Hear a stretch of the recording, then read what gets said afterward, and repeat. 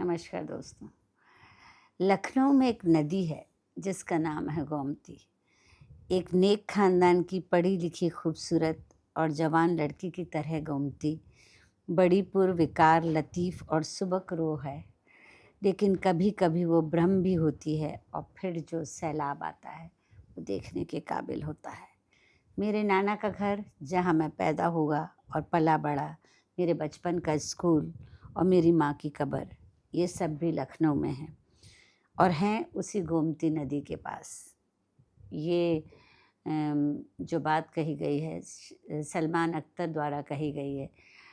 चूँकि सलमान नाम बहुत कॉमन है तो मैं पहले ही बता दूँ, आज हम जिनका ज़िक्र करने जा रहे हैं और जिनकी बुक रीड करने जा रहे हैं वो सलमान अख्तर साहब हैं, जावेद अख्तर साहब के भाई। तो जाहिर सी बात है ये किताब है नदी के पास, जिसका भूमिका जो है जिसे जावेद, जाहिर सी बात है भाई हैं तो जावेद अख्तर साहब ही उनका भूमिका लिखेंगे। सलमान अख्तर साहब अमेरिका में साइकाइट्रिस्ट हैं और मेरे ख्याल से अभी कुछ समय पहले, अभी ये किताब मेरे पास जो है ये थोड़ी सी पुरानी है और ये शायद इसका संस्करण जो है 2004 का है मेरे पास। शायद इस बीच वो शायद इंडिया आ चुके थे या आ गए हैं, लेकिन मैं पुरानी किताब से ही पढ़ रही हूँ। जावेद अख्तर की कलम से उन्होंने लिखा है कि मैं तुम्हारी इस शेरी मजबूए का पेश लफ्ज़ लिखने बैठा हूँ। पेश लफ्ज़ यानी भूमिका, प्रेफेस।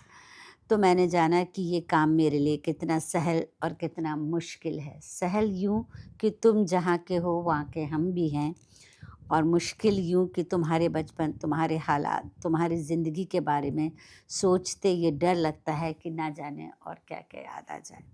और ये कमबख्त कलम एक पेश लफ्ज़ लिखते लिखते ना जाने मेरे कितने ज़ख्मों पे जमी पपड़ियाँ खुरच कर उन्हें एक बार फिर हरा कर दे। तुम्हारे अशार की गलियों में जो दरवाज़े हैं उन्हें खोलने के ख़्याल से मेरा दिल कांप जाता है, इसलिए मैं जानता हूँ कि उनके पीछे क्या है और क्यों है। तुम्हारा ही शेर है। इस घर के कोने कोने में यादों के भूत हैं। इस घर के कोने कोने में यादों के भूत हैं। अलमारियाँ ना खोल, बहुत ना डरा मुझे। इसी तरह जैसे बहर कैफ कहते हैं कि जहन की झील में फिर याद ने पत्थर फेंका। भोपाल का एक मकान, मैं आपसे बता रही हूँ ना, भोपाल ने हमें बहुत सारे शायर दिए, बहुत सारे साहित्यकार दिए। पहले मैं सोच लिया है मैंने कि पहले मैं उन सब का ज़िक्र कर लूँ, फिर मध्य प्रदेश से बाहर निकलूँगी। भोपाल का एक मकान जिसकी पहली मंजिल की लंबी सी बालकनी में 2 पत्थर की कुर्सियाँ थीं, जिनके ऊपर खड़े होकर 2 बहुत छोटे बच्चे सामने दूर फैले मैदान को देखते थे। मैदान की दूसरी तरफ जहाँ उनकी माँ पढ़ाती थी, सैफिया कॉलेज में। माँ के मरने के बाद 2 भोले भाले छोटे बच्चे रिश्तेदारों में बँट गए। सच पूछो तो हमारे हालात कुछ अजीब थे। हम कभी साथ रहे, कभी नहीं रहे। हमने एक दूसरे के बारे में कुछ जाना, कुछ नहीं जाना। हमारी माँ की ज़िंदगी में भी सूरत हाल कुछ ऐसी ही थी। बीमार रहती थी, नौकरी करती थी, 2 बच्चों को संभालना मुश्किल हो जाता होगा। मैं अक्सर ही ननिहाल में होता था। हमारी माँ के खतूत के मजमूए ज़ेर लब में 19 दिसंबर 1950 ईस्वी का एक ख़त है। उन दिनों घर में मैं जादू यानी जावेद साहब को जादू और तुम ओवैस कहलाते थे। उन्होंने लिखा है, ओवैस बहुत उदास रहता है। मुझे अंग्रेज़ी की एक नज़्म अक्सर याद आती है, oh call my brother back to me, I can not play alone. उनको क्या पता था जीवन भर ओवैस को ज़िंदगी का खेल अकेले ही खेलना होगा। मैं और तुम अलग अलग पले बढ़े और कहाँ कहाँ नहीं भटके, कितने पुल पैर रखते ही टूटते दिखे, कितनी बार गिरे, कैसी कैसी चोटें आईं।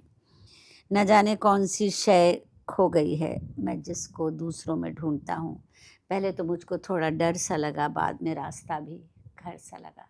मतलब एक तरीके से वो कहना चाहते थे कि हम रास्ते पे आ गए। मैं समझता हूँ अगर थोड़ी बहुत पैदाइशी सलाहियत हो, कुछ शौक़ हो, कुछ माहौल हो, कुछ तरबियत मिले तो इंसान अच्छी खासी शायरी कर सकता है।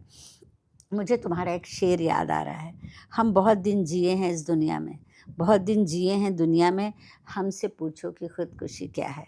एक और शेर है कि हम समंदर पर दौड़ सकते हैं, हम समंदर पे दौड़ सकते हैं, हमने इतने शराब देखे हैं। कुछ नाम थे जिन पर खुदे वो कब पेड़ कब के कट गए, कुछ नाम थे जिन पर खुदे, वो पेड़ कब के कट गए, अब उस जगह है एक गली, अच्छा चलो यूं ही सही। तो बात यहाँ ख़त्म नहीं होती। अगर तुम्हारी शायरी तुम्हारे गम व अंदोह, तुम्हारी महरूमी और तन्हाई तुम्हारी हसरतों और नाकामियों की तस्वीर बनकर रह जाती तो शायद इतनी बुरी बात नहीं थी। दिल के दुखने का सब में एक किस्सा है, शायरों के सुखन सब एक से हैं।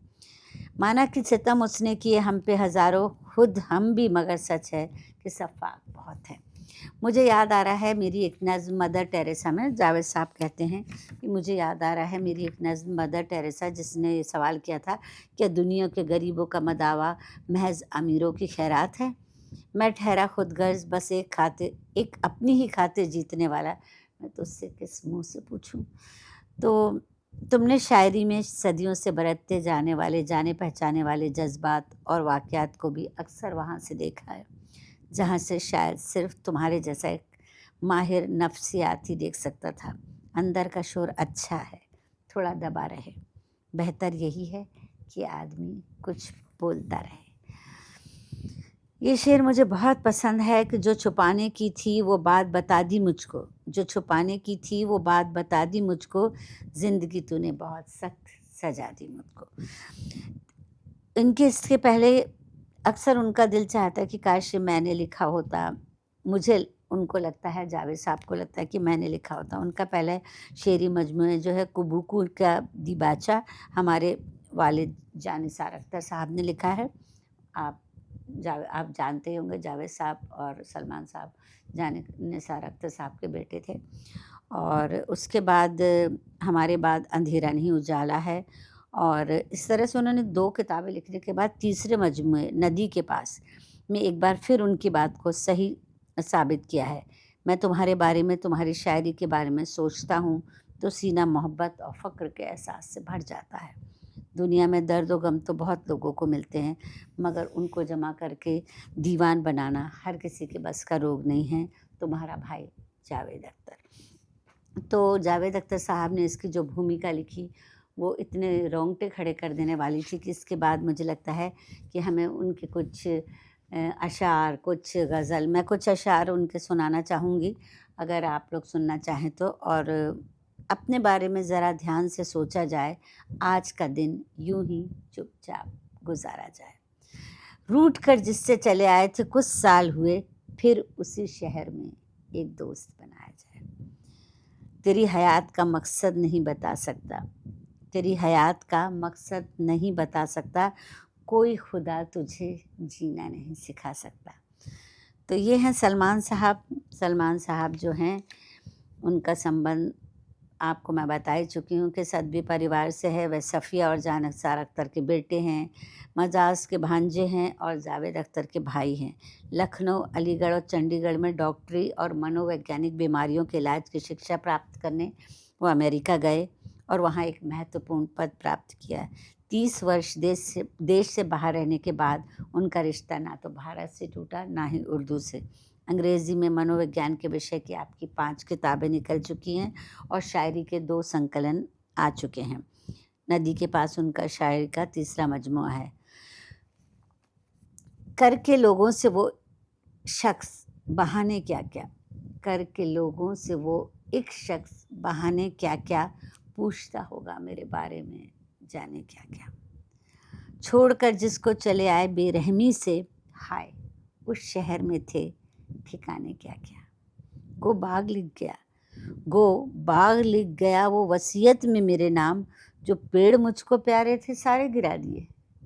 क्या खूबसूरत बात कहते हैं। आपकी आवाज़ शायरी में हिजरत का दर्द, नफ्सियात की गहरी नज़र, डॉक्टर की हमदर्द आवाज़, सच की कड़वाहट और प्यार की मिठास, सब कुछ शामिल है। सलमान अख्तर रहते ज़रूर अमेरिका में हैं, लेकिन उनकी आवाज़ दूर दूर तक सुनी जा सकती है।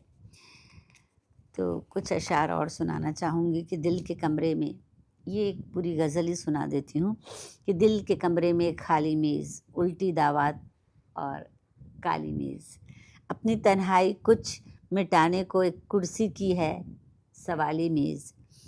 ऊंचे ओहदे पर यूं तो फाइज़ हैं, कुर्सी फर्जी है और ख़याली मेज़ है, दराज़ों में राज पोशीदा हैं दराजों में राज पोशीदा और ऊपर से भोली भाली मेज़।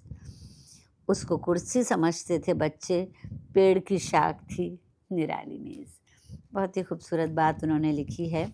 और एक ये वाली मुझे इनकी सबसे अच्छी गज़ल पसंद है।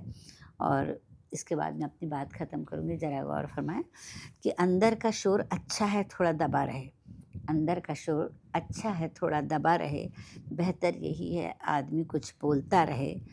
खिड़की जो हो खुली जो उधर की हवा रहे, यादों के बादलों से ये कमरा भरा रहे। मिलता रहे हंसी खुशी औरों से किस तरह, वो आदमी जो खुद से भी रूठा हुआ रहे। बिछड़ो अगर किसी से ऐसे की उम्र भर, तुम उसको ढूंढो और वो तुम्हें ढूंढता रहे। बिछड़ो अगर किसी से ऐसे की उम्र भर, तुम उसको ढूंढो और वो तुम्हें ढूंढता रहे। बारिश की आरज़ू भी बहुत है मुझे, मगर पहली दुआ ये है कि समंदर भरा रहे।